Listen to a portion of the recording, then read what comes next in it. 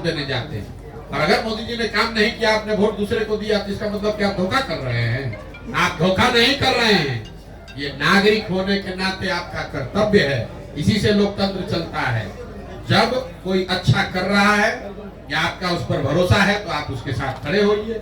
जब वो अच्छा नहीं कर रहा है तो जितनी ताकत से उसकी मदद की है उतनी ही ताकत से उसको धक्का देके बाहर भी हटाना ये नागरिक की जिम्मेवारी है। हिंदुत्व के नाम पर हिंदुत्व के नाम पर वोट देने वाले जनता को आप कैसे काउंटर करेंगे जो विकास के मुद्दे को प्राथमिकता नहीं देती? मेरे भाई ऐसा है, ये आपका भ्रम है कि हिंदुत्व के नाम पर या जाति के नाम पर ही वोट पड़ता है। मैंने शुरू में ही कहा वोट 4 महत्वपूर्ण बिंदुओं पड़ते हैं, उसमें एक हिंदुत्व भी फैक्टर है। पूरे देश में 80% हिंदू रहते हैं। पिछले बार जब लोकसभा का चुनाव हुआ, भाजपा को इतनी बड़ी जीत मिली तो भाजपा को कुल 38% वोट मिला है। 80% हिंदुओं के देश में अगर भाजपा को 38% वोट मिला है, इसका मतलब है कि आधे से ज्यादा हिंदुओं ने भाजपा को वोट नहीं दिया। तो काहे आप बेकार घबराए जा रहे हैं? आप करें कैसे काउंटर करेंगे? हम काउंटर ऐसे करेंगे कि जो हिंदू भाजपा को वोट नहीं कर रहा है उसको कहेंगे कि तुम आओ और इस नए विकल्प में जुड़ो, और उसके साथ साथ जो हिंदू भाजपा को वोट दे रहे हैं उनको भी कह रहे हैं कि तुम हिंदू होने के नाम पर कितना दिन वोट देते रहोगे? अपने बच्चों के लिए, रोजगार और पढ़ाई के लिए वोट करो। प्रशांत जी की नजर में बिहार में नया विकल्प क्या? नया विकल्प बिहार के लोगों के द्वारा मिलकर बनाए जाने वाला वो बनाए जाने वाला दल है जो यहाँ बिहार में सही मायनों में जनता का राज कायम करे और लोगों को ये जो राजनीतिक बंधुआ मजदूरी है, जहां लोग भाजपा के डर से लालू और लालू के डर से भाजपा को वोट देने के लिए बाध्य हैं, इस राजनीतिक गुलामी से, राजनीतिक बंधुआ मजदूरी से बाहर निकालें, ये मेरा रास्ता है। क्या लोकसभा चुनाव से पहले पार्टी का अनाउंस करेंगे प्रशांत किशोर? क्या लोकसभा चुनाव से पहले हमने एक बार जो बात कह दी उससे हम डिगेंगे नहीं। पदयात्रा जब शुरू हुई, उसके 6 महीना पहले 5 मई 2022 को पटना के प्रेस वार्ता में हमने बताया कि पार्टी पदयात्रा खत्म होने के बाद ही बनेगी और इसका कोई समय निश्चित नहीं है।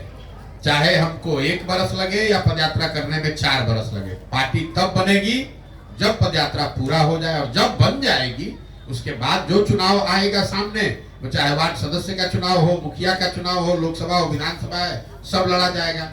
लेकिन सिर्फ चुनाव लड़ने के लिए आज हड़बड़ी में पार्टी बना दें तो फिर हमारी दशा भी वही होगी जो दूसरे लोगों की है। जब चुनाव आया, दल बना लिया, 4 आदमी झंडा लेकर खड़ा हो गया, ये वो प्रयास नहीं है। पूरे बिहार में जब पदयात्रा पूरी हो जाएगी, कम से कम 2/3 बिहार में पूरा हो जाए, उसके बाद सारे लोग जो दल बनाना चाहते हैं वो जुड़ जाएं, वो मिलकर दल बनाएं, तो फिर उनके साथ दल बनाया जाएगा, चुनाव लड़ा जाएगा। हम इसके नेता नहीं हैं, हम इसके कुम्हार हैं। जो घड़ा है वो तो मिट्टी और चाक से बनता है। कुम्हार कितना भी होशियार हो, अगर मिट्टी, बढ़िया मिट्टी और चाक ना हो तो घड़ा नहीं बन सकता है। बिहार में हम पदयात्रा के जरिए वो मिट्टी, वो अच्छी मिट्टी और चाक ढूंढ रहे हैं और अपने अनुभव से उस मिट्टी को गूंद कर उस चाक पर थोड़ा सा उसको सहारा देंगे और वो बढ़िया घड़ा बनकर आएगा। आप चिंता मत कीजिए। तेजस्वी यादव बोल रहे हैं कि जदयू 2024 में खत्म हो जाएगी, इसमें आप क्या कहना चाहिए? तेजस्वी यादव काहे पाला बदल के गए थे जदयू के साथ? भाई नीतीश कुमार पलटू राम है, ये तो पूरा बिहार का बच्चा बच्चा जानता है। लेकिन अभी जो हुआ उससे ये भी पता चला कि मोदी और अमित शाह भी उतने ही बड़े पलटू राम हैं। अभी तो अमित शाह ने आकर बिहार में आज से कुछ महीने पहले कहा कि भाई बिहार के एक एक आदमी कान खोलकर सुन लो, नीतीश कुमार के लिए भाजपा के दरवाजे हमेशा के लिए बंद हैं। और अभी मजाक क्या हो रहा है कि अमित शाह ने दरवाजा तो ठीक बंद किया, खाली उसमें छिटकिनी लगाना भूल गए, फिर पलट के नीतीश के साथ चले गए। तो अगर नीतीश कुमार आरजेडी से पलट कर भाजपा में गए तो भाजपा वाले भी तो पलट कर गए हैं। यही हाल तेजस्वी यादव का है। अभी साल भर पहले नीतीश कुमार को पलटू राम बता रहे थे, जैसे ही नीतीश कुमार ने उप मुख्यमंत्री बनाया तो उनको विकास का मसीहा बताने लगे। जब विपक्ष में थे तो उनको शराब में उनको माफियागिरी दिख रही थी। नीतीश कुमार शराब माफिया के सरदार दिख रहे थे, उनको उप मुख्यमंत्री बना दिया तो बस उनको नीतीश कुमार में अपना राजनीतिक गुरु दिखने लगा। तो सिर्फ नीतीश कुमार पलटू राम नहीं है, नीतीश कुमार तो पलटू राम के सरदार हैं, लेकिन इसमें सब पलटू राम है। मुझे ये बताइए भाजपा के लोग श्रेणी में तो सम्राट चौधरी भी आते हैं। भैया भाजपा के सम्राट चौधरी क्या विषाद है? समाज भाई मैं अमित शाह की बात कर रहा हूँ। तब भाई नीतीश जी ने, मैं आपको एक और बात बताऊं, नीतीश जी ने विधानसभा में एक बड़ा वल्गर स्टेटमेंट दिया था महिलाओं को लेकर। प्रधानमंत्री मध्य प्रदेश में प्रचार कर रहे थे, तो उन्होंने मध्य प्रदेश में महिलाओं को कहा कि जिस दल के लोग इस तरह की महिलाओं के बारे में टिप्पणी करते हैं उनको सजा मिलनी चाहिए कि नहीं मिलनी चाहिए। वही मोदी जी सजा के तौर पर नीतीश कुमार को बिहार की महिलाओं का मुख्यमंत्री बना दिए। देखिए ऐसा है, ये बिहार का दुर्भाग्य है। लालू नीतीश ने जो किया वो तो किया ही पिछले 30-35 वर्ष में, लेकिन कांग्रेस और भाजपा यहाँ इतनी बड़ी दोषी पार्टी है बिहार की बर्बादी के लिए। पहले 15 साल लालू जी को बिहार की जनता ने नहीं जिताया था। बिहार की जनता ने लालू जी को सिर्फ अकेले अपने दम पर एक बार जिताया है। बाकी सारे समय 20-25 सांसदों के लालच में कांग्रेस ने लालू जी को बिहार में जो जंगल राज चलाया उसके लिए कांग्रेस भी उतनी ही जिम्मेवार है। तो जो काम कांग्रेस ने लालू जी के साथ किया वही काम भाजपा आज नीतीश के साथ कर रही है। नीतीश कुमार को यहाँ कुर्सी पे बैठाए रखो, बिहार की जनता चाहे जितना दिक्कत में पड़े, अपना 30-35 सांसद यहाँ से जीत कर जाए और हम लोग दिल्ली में राज करते रहे। बिहार से 30-35 सांसद सबको चाहिए, लेकिन बिहारी कह के गाली भी सबको देना है। बिहार से वोट सबको चाहिए, लेकिन बिहार के बच्चों की चिंता किसी को नहीं करनी है। दिल्ली में बैठकर कोई कहे कि भाई बिहार का आदमी पलायन क्यों कर रहा है, तो वहाँ बिहारियों का मजाक उड़ाइए, कहिए ये सब तो जाति में बटा हुआ है, ये सब तो बड़ा अनपढ़ अशिक्षित है। बताइए राहुल गांधी यहाँ यात्रा करने आए हैं, अभी 1 महीना पहले जुमा अभी जिस आदमी को मुख्यमंत्री बने 2 हफ्ते नहीं हुआ, उस आदमी की इतनी कुवत है। कांग्रेस का जो मुख्यमंत्री अभी बना है तेलंगाना में, कहता है कि बिहारियों का डीएनए है मजदूरी करने का, उसका इतना कुवत है।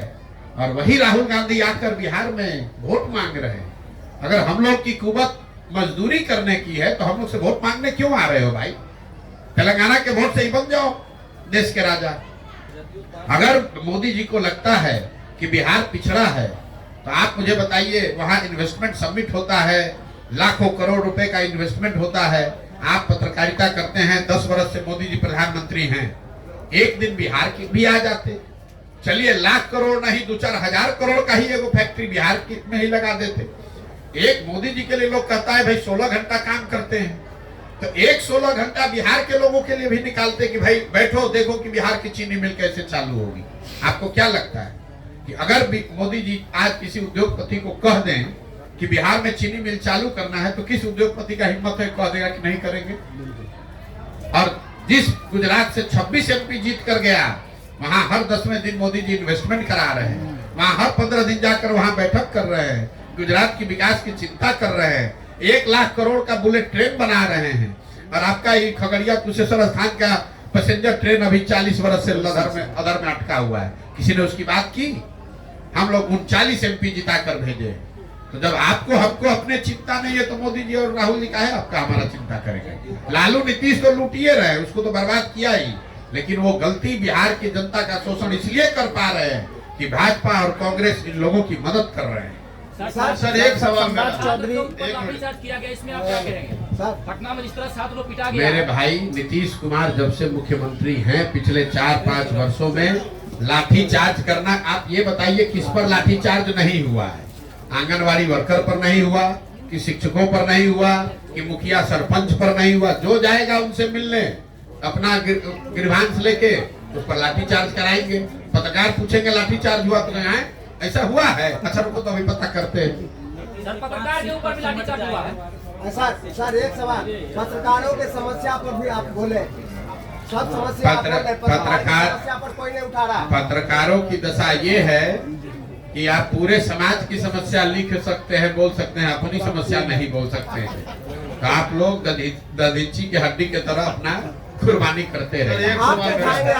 तो उठा ही रहे, बिहार के लिए आवाज उठाए, दलितों के लिए आवाज, और पत्रकारों की समस्या पर कोई नहीं आवाज उठाता। हर जगह पत्रकारों की समस्या पर आवाज उठा रहे।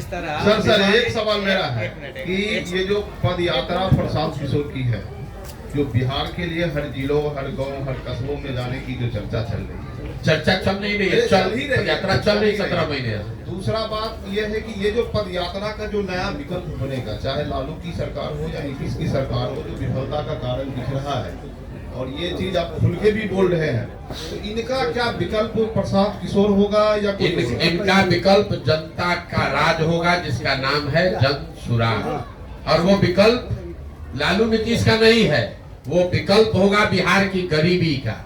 हम लालू नीतीश को यहाँ हटाने नहीं आए हैं, हम यहाँ गरीबी को हटाने आए हैं। हमारी लड़ाई लालू नीतीश मोदी और राहुल गांधी से नहीं है, हमारी लड़ाई यहाँ की गरीबी और पिछड़ापन से। इनका कोई चेहरा साफ हुआ है? हैं? इनका कोई चेहरा निकला है क्या विकल्प? भैया ऐसा है कि दही आप जमाते हैं ना, दही में मक्खन है, आपको दिखता नहीं है, लेकिन जब उसी दही को आप मखते हैं तो उसमें बढ़िया सुंदर सफेद मक्खन निकल के आ जाता है। हमको पूरा समाज को मत लेने दीजिए बिहार को, अपने आप आपको मक्खन भी दिखेगा, और इसी समाज से वो निकला हुआ होगा, जो समाज की मदद से मक्खन निकलेगा, वही यहाँ की व्यवस्था करता है। अब चलिए पूरा दिन आप